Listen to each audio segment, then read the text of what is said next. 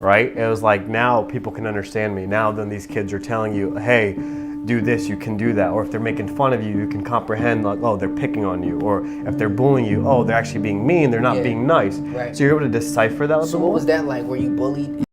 Oh, absolutely. All the time. Because of what I wore, because of what I look, especially when, and we'll talk about it, right? When we got to 9/11, that was a whole different ballpark. Because I was still in elementary school when that happened. So that changed the whole dynamic of bullying, right? Initially, it was like, you're wearing the same outfit every day, or you're too skinny, or you're too this, you're too that. But I didn't know. So the first couple of years, I'm like, I'm looking at your face. You're saying something to me. I'm not processing it, so I don't really care. When I started understanding, that's when other emotions rose. Like, they're like, Dad, why are they saying this to me?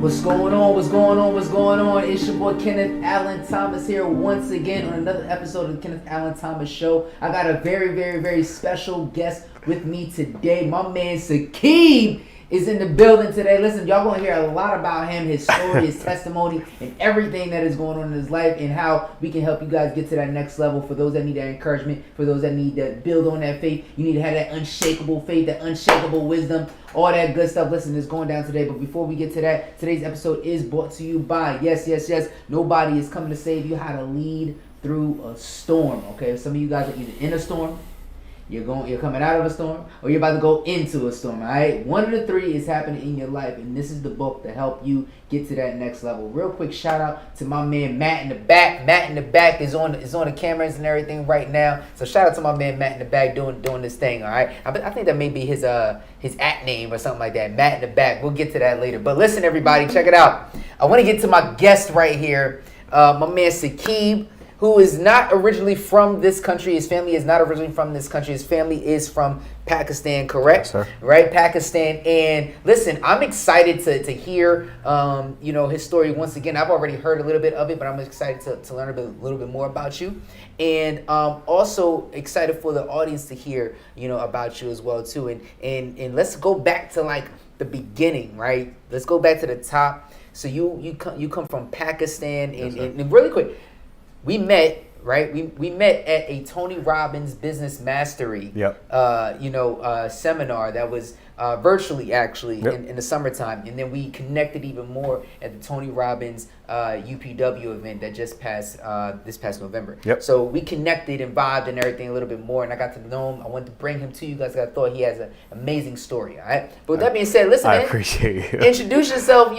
What's up, everybody? So my name is Sakib Habib. Like Kenny said, I come from a very distinct background, right? Yeah. So if we're starting from the back, I won't go to where I'm at the future. Let's talk about the past, because I always remind myself of the past. Yeah. So I was born in Pakistan in 91, went to school there for a couple of years, and in the mix of it, my father moved to the States. So my dad moved to the States about 94, 95. Left my mother behind with 4 kids, 3 boys, 1 girl, and my mom was not having it. But she was tight. She was feeling some type of way. Yeah. So believe it or not, family picks up, grandfather starts helping out, grandparents helping out, me and my brothers were kind of doing our thing. And it just didn't feel the same without that role model, right? Our father figure wasn't with us. So what brought us to this country was we hit a visa lottery, and that was our ticket in. My mom said, no more, I want my kids with my father. So a visa lottery, what is that? So what that happens is you put into a pool, right? From what I know. I don't know much about it at the time because it's no longer existent. So basically we're like, okay, what country do you want to go to? You put money into that pot. Wow. They draw at the end of the month, and if you win, you win. Wow. So my sister was born, and we won that year. So my sister became the lucky child, the golden child of how we won. So then, so we had that visa. It was sitting there. And eventually my mom was like, okay, when are we coming? Because the original plan was he would work overseas, send money back, raise the kids, right? She had enough of that. She didn't want to raise. Yeah. So we moved here in 96. It was December. So this actually, in 2 weeks, it will be our, 25th anniversary of being in the States. Wow. Your mom Deuce wasn't having that. She said, oh no, we're coming. We're coming, we're living. So that's where it began, man. And I still remember the day like it was the back of my hands. Yeah.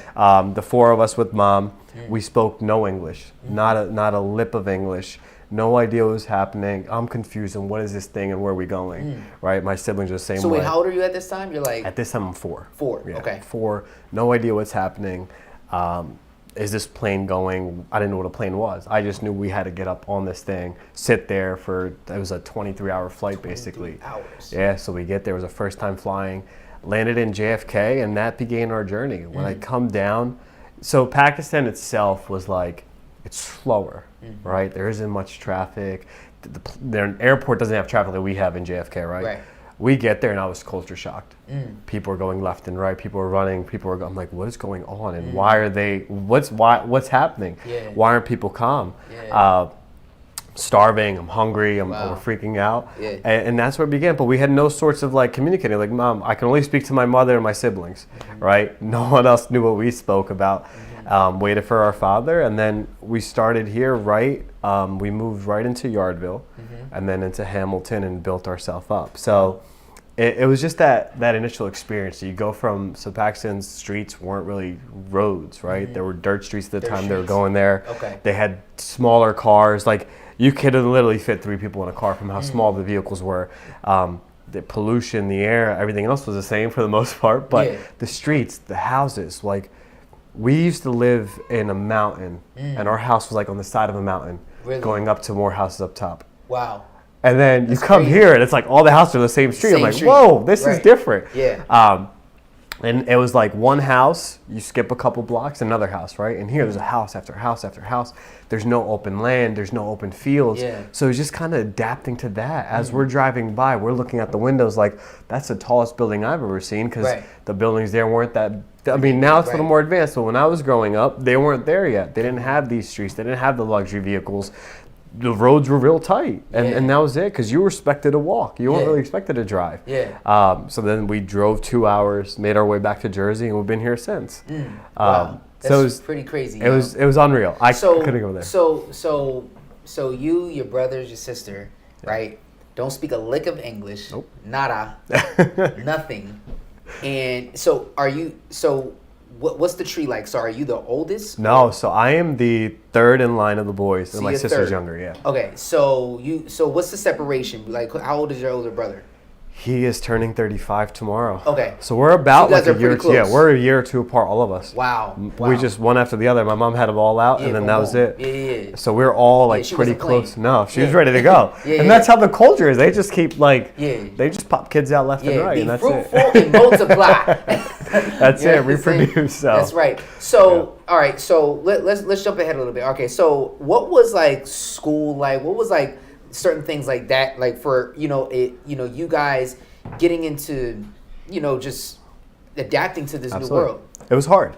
I'm not going to say it took me until like age 10, 11, or 12 to really understand English. And even now at 31, I still have certain battles with English itself, like grammatically. I'm missing things here and there. I'm like, man, I should know this stuff, right? At my current level of education, I should know this. But I still struggle, and it's fine.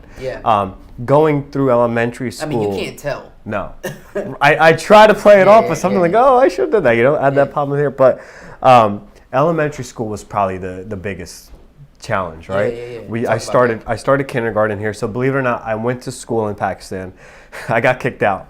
You got kicked out of school in Pakistan? I got kicked out because I would go to school. So my mom, my favorite breakfast, it was a paratha, we call it. So it's like a tortilla made in butter and eggs. She'd give me my breakfast. She goes, go to school with your brothers. I'd get to school. I'd say our morning prayers. I'd start eating my breakfast. The moment breakfast was done, I'd walk out of school. And that was it. I was in and out within like an hour and a half. Go to my uncle's shop, go to my dad's shop, and just hang out, go back home. And they eventually kicked me out because they're like, you're not following rules. And I didn't care for it. I didn't care for the rules. And it's not that I was being disobedient. I just wanted my food. I wanted to leave. So when I come to the States, we started in Sunnybrae in Yardville, kindergarten, first day in. The first issue I had was in our school, the girls and guys were separated because of cultural. So they sat me next to a female, and I kept pushing this girl, like, yo, you can't sit next to me. I didn't know that. I was like, you can't be here. I'm freaking out. I'm stressed out. I also had a male professor, and there was a female teacher. I was like, well, what is she doing? I'm freaking out. So there was a barrier there. So they took me to this. I remember, so we had friends there that spoke the same language. They're like, no, this is normal here. You have to adapt. So I'm already like culture shocked to begin with. Yeah. Right?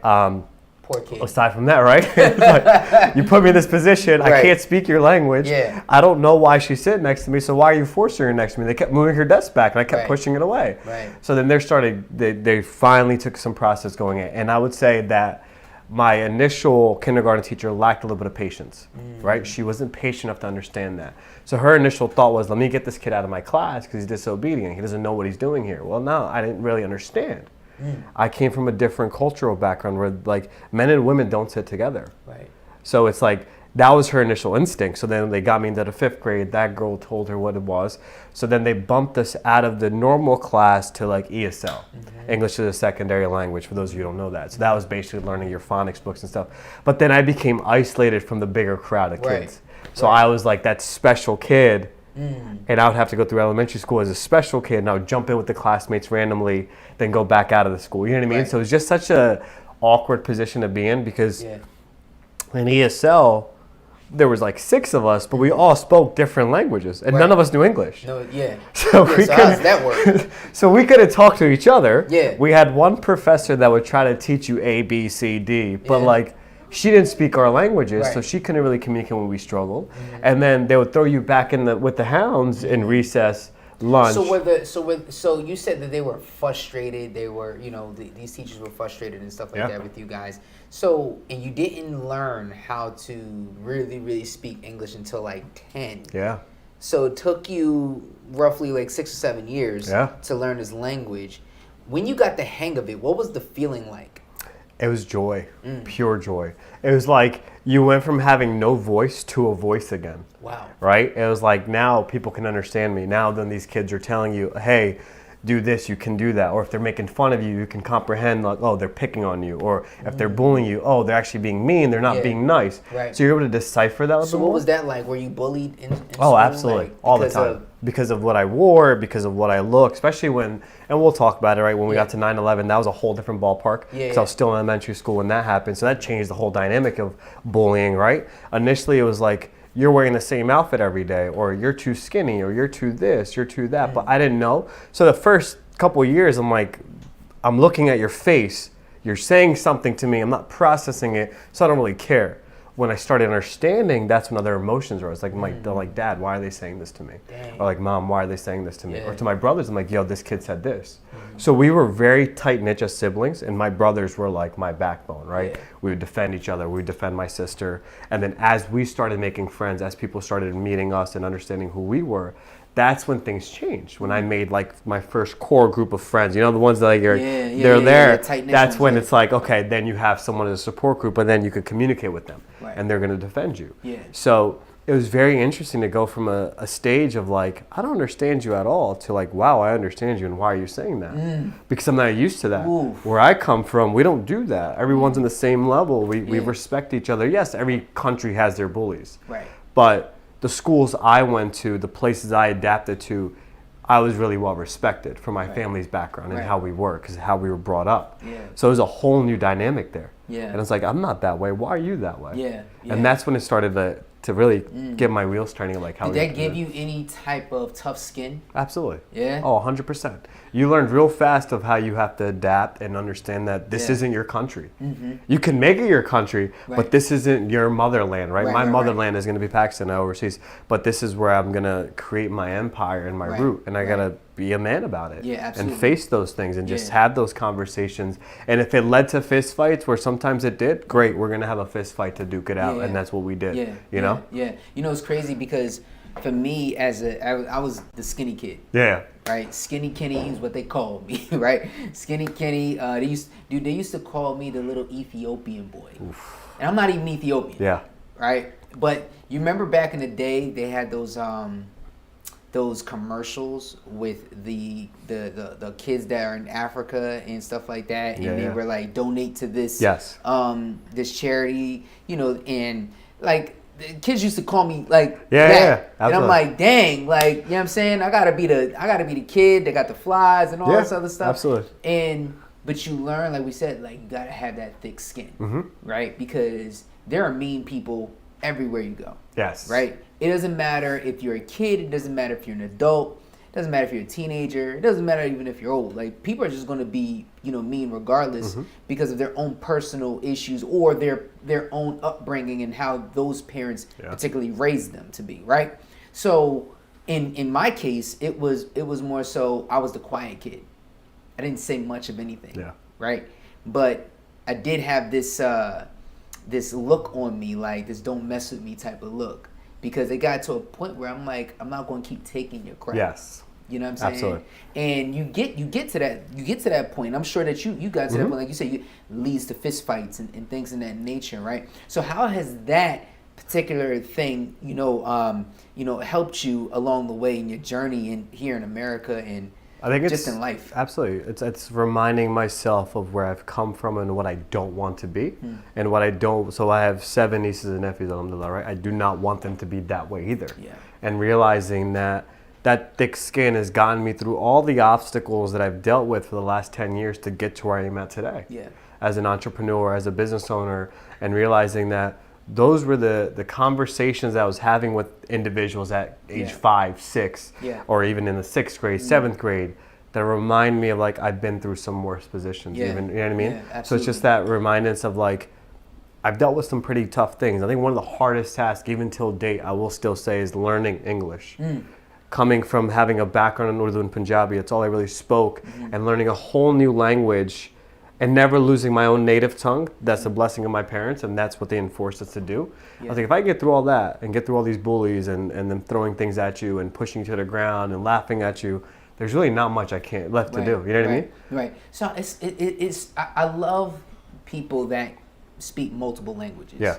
I just think that's the coolest thing because I don't speak 2 languages. Yeah. But if you teach me something, like I can literally I could probably sound close to the native tongue as possible, right? I'm pretty decent at that. My wife will sit there and talk in Spanish or something like that, and I'll like recite what she says, but I don't ever can't really understand a full conversation. I mean, I think I can if I, practice it or whatever over and over, but I just think that's the most amazing thing. But I wanted to jump into, we mentioned 9/11. Yeah. Right? Crazy time for everybody. The entire world. I don't think just the people in New York, but everyone went through something. And I remember exactly where I was at, during that time. I was a junior in high school when it happened. This is 2001. I was a junior in high school. And I was in a architecture class, second period. And as soon as the bell rings, everybody's going crazy. Yep. I'm like, what is happening? It was like, the towers. And I'm like, what? Like, what are you talking about? So I went to a Catholic school. Okay. So get to a religion class, right? Get to religion class, sit down, and don't laugh or whatever, but my religion teacher's name was Mr. Seaman. Anyway, he turns on the TV at first. Well, actually, the TV was already on. And we was like, the towers just like boom, like just like what is going on? He shut that thing off, and nobody was in the right frame of mind. Like nobody was trying to learn at that moment. Like, fam, like I love Jesus just like the next man, but I'm really not feeling it right now, bro. Like because of what was transpiring in our country. Like I don't know if I got family members there. I don't know. Like you don't know, right? But for you. Right? What was your takeaway, being that you felt probably attacked by it because of being from Pakistan and stuff like that? Like that whole thing. It's crazy how that affects everybody, and you don't have anything to do with it. Absolutely. It was interesting because I still remember. Right, we were in the 5th grade. We found out school got dismissed. We get home, and then you find out who did it. Right. And it was when they found out the who. That's when our lives changed for a good, I would say 6-7 years. We became no longer the neighbors. We became people they watched you walk with your kids. Where my mom, she wore a hijab. She couldn't walk out in the public with that without getting harassed or that. And that's when What's a hijab, by the way? Hijab is what the covering would be. It's a hijab, so they wear the covering for that. So my mom would cover her head, my sisters as well. So that's where we decided that it was no longer about just living. We had to also be on edge 24/7 in a country for the last, 2001, so we got here in 96, 6 years was a little bit more calmer. Because back home, Pakistan was chaotic. War, battles, we've seen it. And now it became that same country where we said that like love and peace was destroyed. Where people were labeling you, judging you. You couldn't go to the supermarket without being looked at twice of some nature, right? Yeah. You name it, it progressively got worse and worse, right? The second year when things changed in of who had it, you became no longer Saqib, you became that terrorist in the school. Wow. They would literally, at 6th grade, 7th grade, even at the end of 5th grade, they'll go, you're the terrorist group that came in. Wow. What really threw me off was we went back a following year. We went to visit home. I haven't been back at this point in 2 years. We used to go every 2 years. We went back home, and that return was probably the worst experience of my life. We went to JFK, my father. So they made this list. And if your name matched the list, you had to get extra questioning, right? Just to protect the country. I get it. I respect it. At this point, I get it. But at 13, 12, I didn't get it. Why am I here with these strangers, without my father, without my mother, in this room, and you're asking me questions? Like, where'd you do this? Where'd you do that? So when we go overseas, we come back, and we already knew that this wasn't going to be an appropriate decision, but we miss our family. So here in this country, it's just me, my siblings, and my parents at this time. No aunts, no uncles, no cousins. So we were really outcast. Yeah. And even some of your closest friends turned their backs at this time because they don't want to be affiliated with you.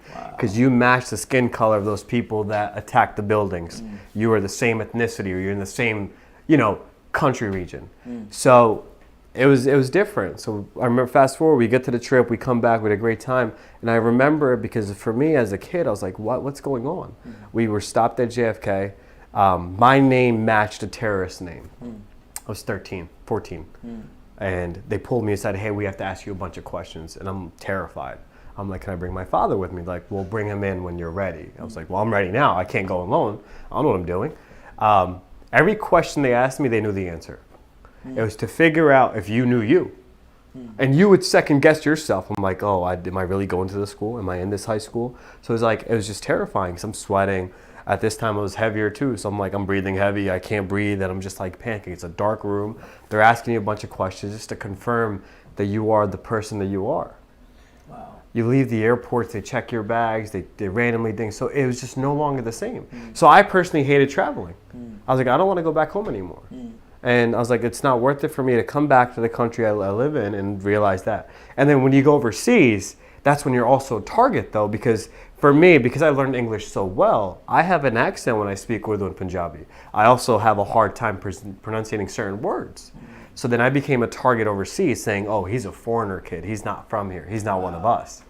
Wow. Right? And I saw that from the get-go. I'm like, well, this isn't this. So it's like again, tough skin. You learn how to adapt. You learn that. And it's funny because as times evolved and I made the right connections and the right people, things changed. So initially, say, 9/11 happened in 5th grade, 6th, 7th, and 8th grade, no one really defended you as much.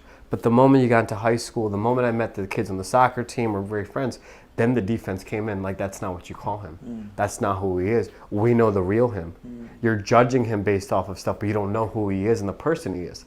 And then you start to get that gratitude like, oh, that's my circle, right? And you're happy like, oh, come with me. And you hug them out. So it was very interesting. But for those 3 years that followed, man, they were probably the toughest years of our lives. Wow. And not to say it was just because of the name calling and the harassment and stuff, but people also don't realize that there were people in our group. I remember my mom saying one of her friend's son passed away in that attack. And he's Muslim descent. He's from Pakistan. Right. When we went, we actually visited and we saw the towers. We met a lot of Muslims there. So in our faith, all Muslims are brothers and sisters. So those are our brothers and sisters that also died. Right? There was some in the plane that also died. So yes, we still have that because we love one another. So in our culture, they say Assalamu alaikum means hi. It's a blessing when God say hi. So if you see a Muslim brother, you say Assalamu alaikum because you're blessing him as a brother, or as a sister. You say it out loud, you say it proud. So if we say that on those streets, we say that means that they belong. They're with us, they're in the same group. So not only were we affected with the emotional component of like someone harassing you verbally, we also had losses that people don't really bother. But aside from that, I've also had friends that had firemen, police officers that were in NYPD, and they were my friend's parents or my friend's friends. So I felt that pain because I knew that they were hurt. Like he lost his father. Yeah. But no one ever asked us those questions. Yeah. We were instantly just labeled. Like, hey, you were probably part of that terrorist group that did it. Or you were part of that, you know? Woo! So that will toughen you up real fast. That right there, man, when you look at it and when you think about it and just hearing all of that, right? Just to unpack this a little bit, right? You were getting hit from both sides of the spectrum. Yeah. You're in a country that you're not originally from. But then you can't even go home. And then they ain't feeling you there either. Yeah. Right? And it's like, man, what is a kid to do in this moment? Because that can mess anybody up at this point if you're not developing that tough skin like we're talking about. Right? And I remember a couple times, you know, and I understand how you feel like being brought in. Mm-hmm. And, you know, I remember going to Italy one time and just being outcast there because I was just hanging around. Mm-hmm. I go to the airport and they stopped me. Like, they stopped me, you know, a couple times. Asked me for my passport. Like, literally, like, this is not even like a checkpoint. Yeah. Like, I'm literally just walking in the airport to my destination. Yeah. And they say, hey, you stop. You know, because of the color of my skin, or because there's a lot of drug trafficking that may be going on because it's close to Africa.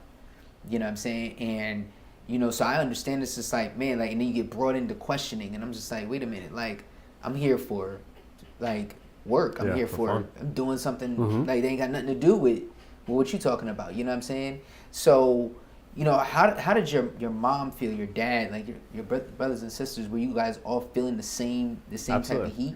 Absolutely. My father was with me in a different room. He was being questioned separately. My mother's out there waiting for her son to come out. I was the last one to come out. My siblings were fine, so they got through. They were chilling. They went with mom. Mom's freaking out. Are they going to send my son back? What's going on? So she's got that fear, right? Where's her son at? Her husband's not there. My brothers are waiting for those to come in. So my oldest brother kept composure. He was the glue. My oldest brother was the glue of the kids, right? He kind of held us together. He's been our backbone since day one till date. He's my backbone. And then when I got out, I just broke down. I was like, Mom, I don't know what just happened in there. And she was just like, you know, so she starts to question, am I being the right thing for my kids, bringing them here? And same thing with my dad. And then after that, I personally, I think I haven't traveled after that for another 4 years. I waited. And then after that, I haven't been back in 12 years. But now I don't think that same scenario happens. Like, right, we still come in. But it was just understanding that moment, at those 2 hours, we thought our family was split apart. Because it was just such a long time. I was there for at least 3 hours. Yeah. And at points, I was just sitting there doing nothing. It felt like forever. I was like, dude, days are going by. I'm missing school. I'm missing this. So it was very interesting to see different dynamics. But we all had that same weird feel, right? That was the first thought process that we had. Is as we get out of this plane, who's going to get stopped first? Yeah. Because you already heard it in the news. You already heard it from other people. Because it was everywhere. It was plastered everywhere. It's going all over the place. Like, literally on every single station, on every news, every radio. Yeah. I mean, you know, thank God there was no real social media and everything at that time. Like, Jesus, because that would have been like something, a whole other. Could you imagine? Enhances it. Like 9/11 in social media world today. Oh, forget about it. Like, dude, it's a wrap. Like, it's over. So now we're at a point where you're getting back in school, you're going through, and people are starting to embrace you now. Yeah. Like, the wave is over. Yep. Right, the wave is over, and this is what I want to say. Like, I think that this is a very, very good point, and what for our audience to really, really pay attention to. Sometimes there are good waves, and there are very bad waves in life, and sometimes those bad waves you got to ride it, right? You can't jump off. You can't, like, you know, quit. You can't give up. Yeah. You know what I'm saying? You got to ride that thing, and for the people that are on a wave right now, that have been fighting and going through and pushing whatever descent that they come from, right? But they've been struggling to get to a certain destination in life, right? And they feel like right now they want to, like, jump off. They want to jump off the wave and say, you know what? Forget it. I'm done. What do you say to those people? I say keep riding the wave. Yeah. Keep your faith strong. Yeah. The number one thing I reminded myself that this is just a short-term thing, and that God, Allah, will never let me down. He does not put us on this earth to have us suffer. He tests us. Those were tests of his testament. On those days, do I turn to him for guidance and exposure? And yes, we did. We prayed. We sang our hearts out. My family's very religious, and we were forced to pray. But those were the things I helped. And if I gave up on those waves, I would have never made those connections. Because me giving up would have been me not showing my true self. Me giving up would have been me going back in the shell and saying, I don't want to make friends. Forget this. You guys are asses. They don't talk to me. They treat me like dirt. But I said, no, I'm going to present my best self regardless. I'm going to figure out what mom and dad built me to do. I'm going to figure out what they wanted me and how they raised me. And I still presented. I rode that wave to the very end, and it was the best thing I did because I met some of my closest, dearest friends that till date were probably some of the first two guys that stepped in my business. When I opened those doors, they were the first two out there, right? So it's like, ride the wave. Yes, it sucks. You're miserable. You're upset. You don't know. You question a lot of things. But that joy you get of knowing you survived some of those hardships is probably the best feeling you're going to have. Yeah, because that means you did it. So let's go there, right? So let's go. You open the doors to your new business, and you are a physical therapist, right? Yes. So you on to the PT. Yeah. You on to the PT. So how'd you get into that? So fast forward, graduated high school, and I'll give you guys the circle of life, right? The circle of life. Everything kind of comes together. Yeah. When I graduated high school, I was actually interning for a place called Prism, and he fired me. He goes, I don't want interns as an aide, especially men, because he put this label on me saying, you're a young guy, you're going to hit on my female patients.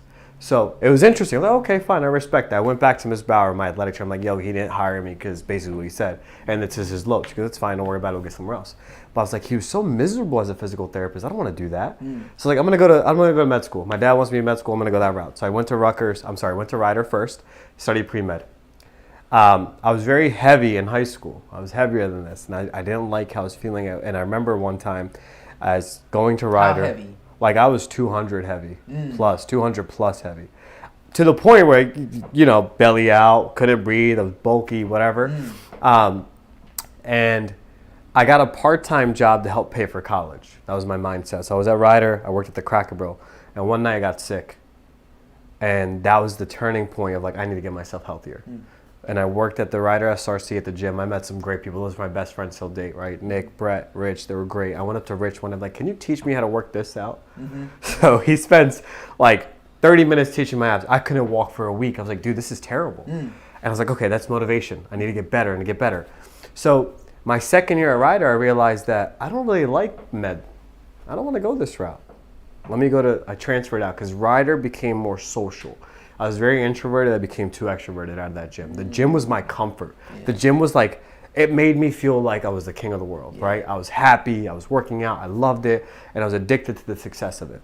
Went to Rutgers, started studying exercise science, strength and conditioning became my bread and butter. I loved every moment of it. Rutgers took me to that level, like, this is what I want to do. I want to pursue strength and conditioning. And that's the route I want to go. I was like, forget med school, forget PT. I love this. I love exercise. I want to teach people, and I want people to feel that same passion I had. Right. It's like, all right, fine. Graduated Rutgers, and I started becoming a personal trainer. Trained for a couple of years, and I'm fast forwarding, and it just became like, I'm not feeling it. So as I started training, I started getting clients that came from a distinct background. Some were coming from injury, some were coming from that. And I remember two of my guys, one, Arnold, he was born with 2 limbs, got into a bad accident, hit by a drunk driver, and he came back with 1 limb and a prosthetic. And I met this guy, Stan, who was born with 1 arm and 1 arm missing. And he goes, they both picked me. And my parents never wanted to take money for free. Like, always work hard for your money, as we were taught, right? So I found myself like struggling with them. And I'm like, wow, I don't know what I'm doing. And I studied strength and conditioning. And I studied this, and I was like, what is happening? It was knowledge I was missing. So before PT school, I applied to med school. So I got into Xavier University in the Caribbean. Ready to go to med school. Let me go learn. And there was just that sign. And the school wasn't credentialed. I went, I hated it, pulled out, whatever. It's not worth it. Went back. Then I applied to PT school. I got rejected. Wow. Then that started to burn me up. I'm like, no, this is it. I'm not helping these guys. I'm figuring this stuff out. So I started still training with them, went back to school, worked on my grades. And 3 years later, so we're talking 2013 is when I went to 2016 is when I got into PT school. And it was single-handedly, those 2 guys made me realize that I don't have enough knowledge for what I truly enjoy. It was like they were at their worst position, mentally, physically, and emotionally. One had bad accident, lost his dog, lost his leg, and he asked me to get him to run and jump. One was born, we're born with 2 arms. We have we're blessed, right? 2 arms, right? Everything's intact. This part missing. Right. And he was, can you help me get ready for this race? And I was like, yeah, but you got 1 arm. I'm like, okay, whatever. And as I'm working with them, other people started rolling. I had a guy with a stroke. And if you don't know much about stroke, they get stuck in certain positions. Yes. And I'm sitting there yanking on this man's arm, like, why is your arm not moving? Well, he's stuck that way. I got to figure that out. I had another guy who had a knee that was done improperly, knee prosthetic. And his leg was stuck. I'm pulling it just came in is that there was more to their body than me just yanking on it or figuring out. And I'm like, I got to say, hurt those guys. Right now, I could say it right now, I could have hurt those guys. Yeah. But I didn't know. Knowledge was missing. And it started bothering me more. So I started getting different courses, different certifications, to the point where I was dialing phone calls with people in Texas. There's an adaptive training facility. And I'm like, hey, how do you train this person? Right. To like do that. So the common theme was they're all PT related. Wow. In the mix of all that chaos, I also got knee surgery. I tore my ACL, MCL, PCL, ruptured the whole thing, right? Went in for emergency surgery, and I still remember Dr. Dude looking at me and said, how are you walking? I was like, I don't know, I'm figuring it out. And then my PT didn't do the best job. Wow. And that was it. I said, okay, that's my calling. So after those rejections, I finally got in. And when I was in it to win it. In it to win it. And it was just that. So you were missing the knowledge. Yes. To do what you love to do, right? Yeah. And how often do you feel that people may be missing that one little piece, right? Maybe it's a knowledge in a certain area. Yeah. Right? I know for myself, it's like, okay, what am I not doing marketing wise? Yes. Yeah. You know what I'm saying? Like from a marketing standpoint, I may be lost here. So what do I need to do? Yeah. Right? Or do I need to hire somebody to do it? Or where is the knowledge? Where can you gain the knowledge from? Absolutely. To pull the pieces together to get what you want to do to actually go and work. And you made that happen. Yeah. So what are we looking at now? So like you got your own. So I have my own clinic. Okay. I am the owner of Swift Physical Therapy and Performance right in Hamilton. So I'm about 2 years into my own practice. Started from a side hustle into a business to an actual full-out clinic now. And now it's growing it. And it's not even like, forget the money aspect. It's growing awareness of the brand because of what I truly believe in for my patients and my people. It's no longer standard care. So when I graduated from PT school, I worked in the standard clinic. I saw how they operated. I was miserable. And I wanted to quit. Believe it or not, 2 years ago, I looked at you like, yo, I want to leave physical therapy. I hate it. I'm miserable. I'm not doing this job whatsoever. Yeah. I can't treat 3-4 people an hour. It's just not what I wanted to do. Right. I was so used to personal training where I was personal, I was connecting, I was talking to you one-on-one the whole time. And now you're telling me I got to see 4 people, 3 people an hour, and they're hurt. They have surgeries, and I got to bounce back and forth. So I remember blatantly, I went home one day to my brother, and I looked him in the eyes. I'm like, yo, I am suffering. Like, I want to quit, but I don't know what my rebound is. I don't have a plan B anymore. This was everything I wanted. I got the doctor title. I got the job I wanted. I love helping people. I closed the circle because I was steered away in high school, and here I am today, and I'm miserable. And he goes, take a dive on you. My sister-in-law, his wife, same thing. I started this, and then COVID happened. So for me, COVID is probably the biggest blessing. Right. I hate saying that in public like that because, you know, we lost a lot of people, and I feel terrible about that. But for me, when COVID happened, I was furloughed. I lost my job. Within the second month, I lost my job. And that's when I was like, okay, this can't happen. So now I have this doctorate with no way to use it. Yeah. And that's when I started my company. And I started as a side hustle. And then I got my job back, but I was still miserable. And it got worse and worse. And they got bought out by corporate, and it got even more worse. So then last year, I took the dive, and I said, you know what? I'm going to put it on myself. I'm going to trust myself to know that this is the type of care people deserve. This is what people should feel. And it's my job to create that. Forget if you don't come to my facility, at least you could be aware of that. There are facilities out there, because I'm not the only one that does it. Absolutely. There's hundreds across the world that do it. There are facilities out there that genuinely care about you. And that's what I'm trying to present to people, right? Yeah. Yes, you're not going the same insurance model. I'm not taking your insurances. I'm not dealing with that nonsense, but I'm just looking at it so I can take care of you. Right. Take out all the middlemen, take out all the XYZs, and figure it out. So it's like you betting on yourself. You know, I mean, I'm not a betting man, but if I was, you know, I've been betting on myself for a long time, right? Yeah. easier said than done for someone to sit there and be like, okay, yeah, I'm just gonna go ahead and jump out the window and go do it, right? Yeah. So, what were some other things that was going through your mind in the sense of, okay, I'm going to do this, but how am I going to do this? Absolutely. Oh, dude, day or night difference. I lost sleep. I lost everything. It was like, there was like a fear of failure. Am I going to fail? What if I let my parents down? What if I let my siblings down? Those who are looking up to me, am I going to let them down? How am I going to do it? Where am I going to go? What's going to happen? And believe it or not, I had no plan. And every single book you read, they're like, have a business plan. Have a business plan. I had no plan. No plan. I quit when I was like, I got nothing. I don't even know how to write a plan. Right. I don't know what to do. Yeah. And even then, when I quit my job, I quit so quick, they didn't even know what happened. I remember having the conversation with the CFO, CA, I'm going on vacation. He comes back because I want your best. I'm like, yeah, sure, whatever. I'll give you my best. I'm miserable. I'm not doing this. Come back and I'm like, I think my time with this company is limited. I'm going to quit in March of 2022. I quit January 1st of 2022. Wow. So I was already 3 months ahead because I just couldn't do it anymore. Right. My last day was January. So you were still doing the side hustle? Yeah, which was this business. Okay. Yep. So you still did the side hustle and you still had full-time job as well too. And then you opened your facility? Yeah. This year, January. Wow. And I had no plan for it. And as months go on, you go from failure to struggles and figuring it out. Me and my brother made a lot of mistakes initially because we were trying to figure things out. And that was the plan that we didn't have. The plan made itself. Building the plane while you fly it. Yeah. And that was it. It was like, hey, how do I do this? Okay, I'm going to figure this out. How do I get this? I'm going to figure this out. And I wrote it down. This is what I did. This is the mistake I made. And that plan built itself. But I just had that knowing that I'm putting my everything into it. And no longer became, half-assed it. It's a side hustle. It's like, this is it. This is your only hustle. And if you really, truly believe in your work, put everything you got into it. So how many clients are you at today? So the service is like, it's a double-edged sword. People get better, they leave me. So I just finished off Q3 last month. So I've had about over 400 people come through those clinics. Wow. Currently, I have an active caseload of 35. That's what I want, 35 people a week just to treat and stuff.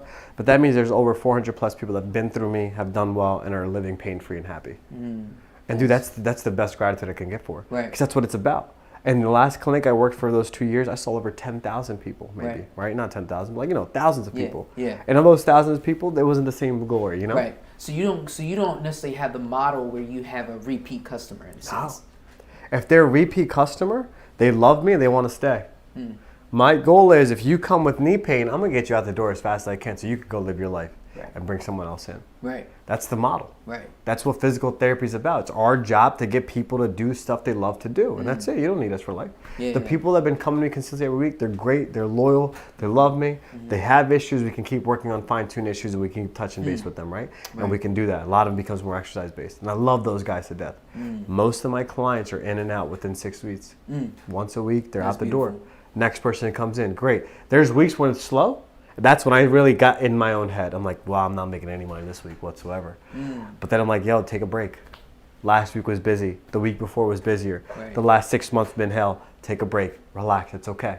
You can breathe a little bit. So those are still struggles that you have. There's still battles that you have. Yeah, because you want the momentum to keep going. And then when you feel like there's a slow season, you oftentimes have those moments of, all right, well, what's happening here? Like, where's like last week we was popping. Yeah, where's this? This week we're not popping no more. You know what I'm saying? But then you get to the following weeks and the next week.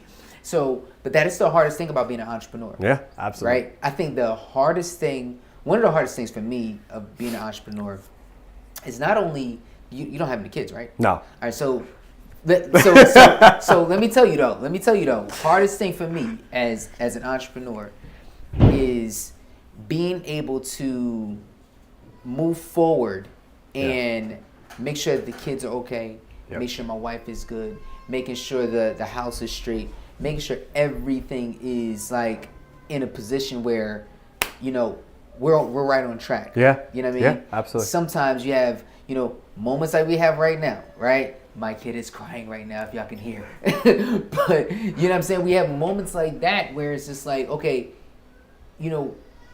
how do I continue to move forward especially if it's a slow season, Yeah. and then you have children, and Yeah. you have this, and you have that, and it's like a triple Big Mac. Yeah, absolutely. Right, and it's hard to eat Mm-hmm. in a sense.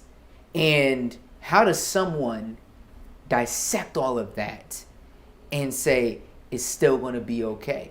Yeah. Right? Now let's take the kids and let's take all the responsibilities out of it. Right? Let's say there's a stack on top of stack for a person. You know, how do they move forward? The easiest thing to do is say, well, you have to keep going. Yeah. Right? But logically, their emotions are not feeling like keep going. Like nobody's emotions is saying, oh, I gotta keep pushing, I gotta keep going, I gotta da-da-da-da-da. But what is your advice to someone that, okay, what's really practical for them? Absolutely. So I think the first thing that comes to mind is embrace the suck. Embrace it. Embrace the struggle and know that it's occurring. Right. You can't be delusional to it, right? And then as those stacks pile up, is be strategic.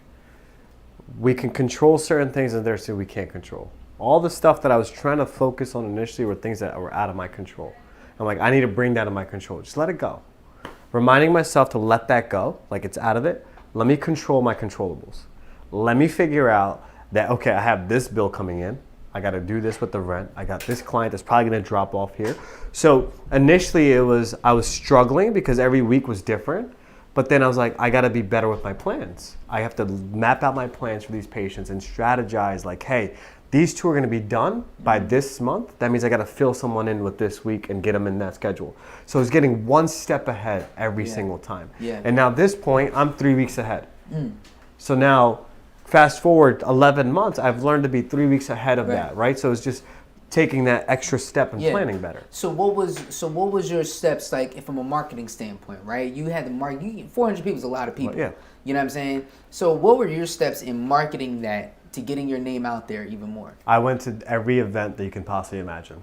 I'll look you guys in the eyes. I worked nonstop from March until August. August was my first real break at Business Mastery, and it wasn't even a break. Right. I went Monday through Friday treating. Saturday and Sunday, I'm going to go to this marketing event, put a table out there. I'm going to go to this gym and give a talk out there. Even this past Sunday, I gave a talk at a gym in Cherry Hill. I showed my face wherever I could.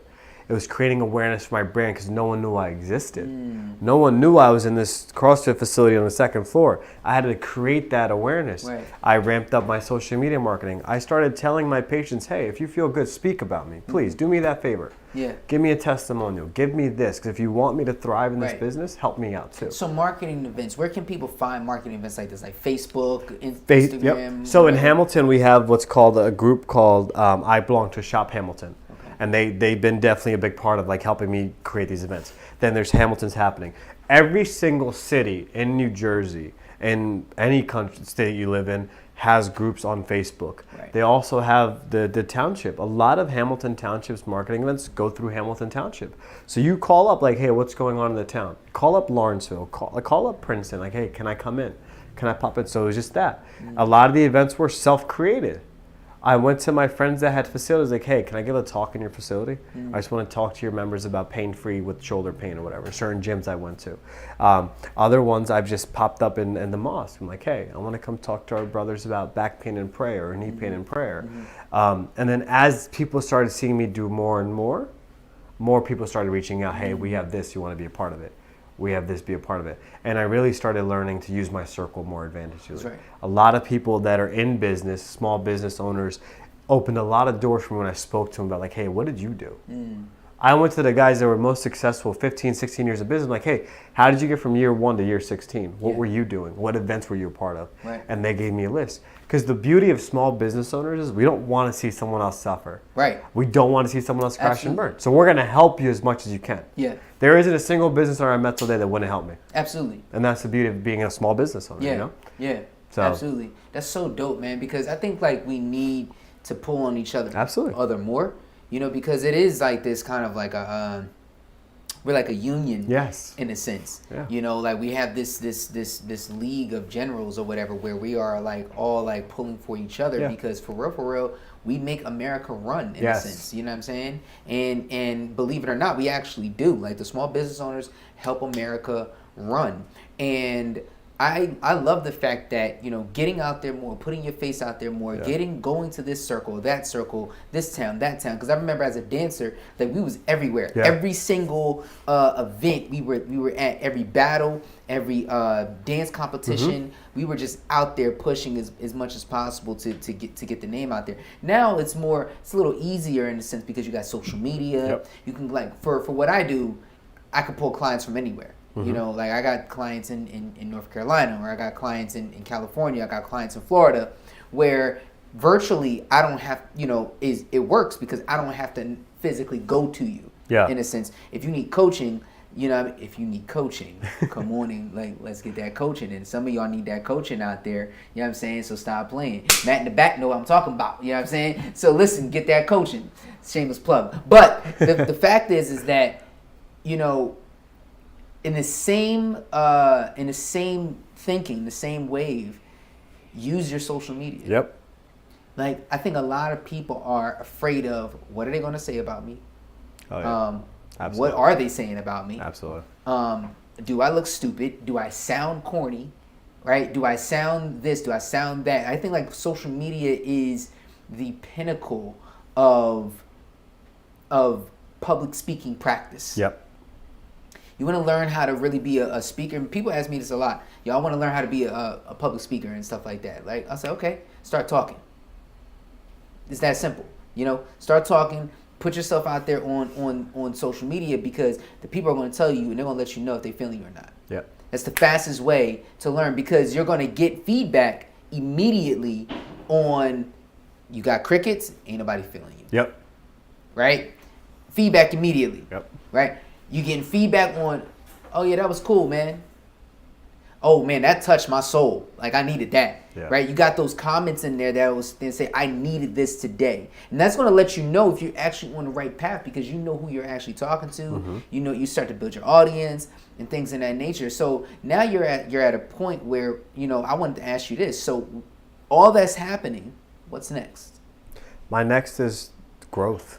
It's funny you said that, because I remember having that conversation after I was like, business. I was like, you know what? I looked at Violet. I'm like, I want to speak. Mm-hmm. I reached out to Kenny. He goes, do it now. Yeah. And I put one video out a week later, and it popped off, and then things slowed down a little bit. So I went to UPW with the mindset of that question, right? It was like, what's next for me?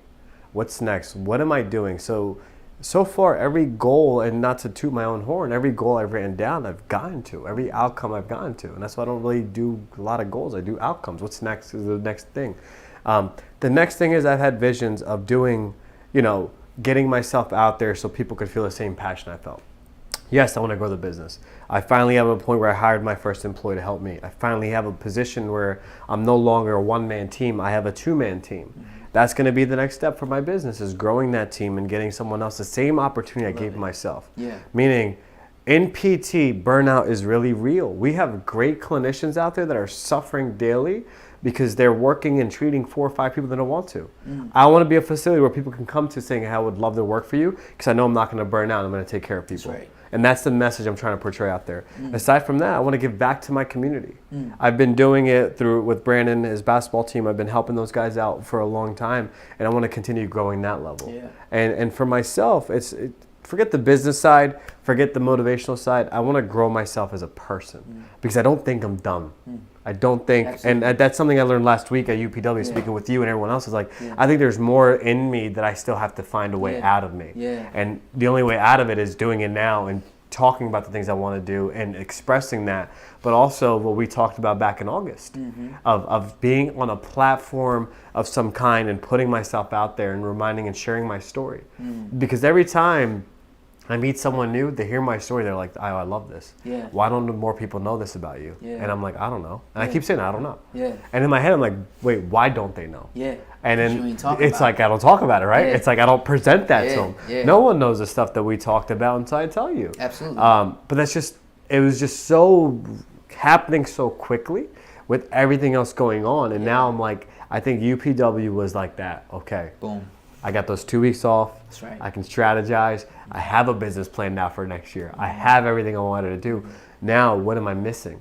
And that's what I've been strategically planning. So my next level is just find the better version of me, right? Yeah. I live by a mantra. And my mantra is be the change you want to see in this world. Mm-hmm. If I don't live by that, and if I go through my history and all this life, and if I live the way that I was presented to by others, right, how they treated me, I don't think I'd be the person I am today. I want to change the world in terms of what I'm putting out there is what people can be inflicted at. Same thing when I sent that message out to the group that week, like, hey guys, I left some random notes to people. They looked at me weird, but they were smiling, they were happy, and they kept it to heart, and that's it. It made me feel so good. Yeah. And I'm still doing that to date. Yeah. And that's not to toot my horn. Again, it's just let's create some more positivity out there. As much as possible. And that's how we're going to change it. And that's how we're going to change this world, right? Money can't put that there. Yeah. Forget the money part. Yeah. But at least we know that we as human beings, you and I, can go out there tomorrow, go talk to a stranger, make them smile. Whether it's my story or your story, whether it's our story together, or it's that. So that's my next. My next is to bring out more of my story to help people change their lives, but also forget and make them realize how great their own story is. Amen. And I think in my clinic, I do that really well with some people, you know? Absolutely. Absolutely. Last question. Yes, sir. You got the entire world listening to you right now. Okay, I just want you to imagine this. Okay?